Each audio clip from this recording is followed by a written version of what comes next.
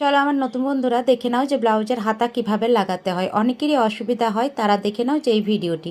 তো দেখো, ব্লাউজের হাতাতে যে তালপাট কাটিং থাকে আর ব্লাউজের যে সামনের পোর্শন এই যে তালপাট কাটিং করা আছে, সেই দুটো কিন্তু একই দিকে থাকতে হবে। তো দেখো, এই যে হাতা কিন্তু সোজা দিকে থাকবে আর ব্লাউজটা দেখো উল্টো দিকে আছে। এই যে সোজা দিকে হাতা রেখে হাতাটা ভেতরে ঢুকিয়ে দিলাম। এবার তোমরা হাতাটা বগল থেকেও সেলাই করতে পারো, মাঝ পয়েন্ট থেকেও সেলাই করতে পারো। তো দেখো, হাতা যদি পারফেক্ট কাটিং করা থাকে তাহলে কিন্তু বগল থেকে সেলাই করলেই সেটা সুবিধা হয়, তাহলে একই রকমভাবে সেলাইটা করা যায়। আর যদি হাতাটা ঠিকমতো তোমরা কাটিং করতে না পারো তাহলে কিন্তু বগল থেকে সেলাই করলে কি একটু কম বেশি হয়ে যেতে পারে।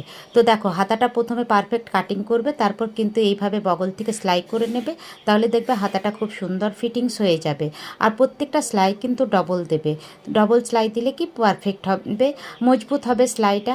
আর এই যে এবার ফিটিংস, দেখো ফিটিংসটা কিন্তু হাতা লাগানোর পর যদি ফিটিংসটা দেওয়া হয় তাহলে পাশাপাশি দুটো সেলাই দেওয়া হবে, কিন্তু এর ক্ষেত্রে কি হয়, কাস্টমারের সুবিধা হয়। ভবিষ্যতে কাস্টমার যদি একটু হেলদি হয়ে যায় তাহলে নিজে নিজে একটা সেলাই খুলে নিতে পারবে। তো ভিডিওটি তোমাদের কেমন লাগলো? ভালো লাগলে লাইক কমেন্ট শেয়ার করে দিও।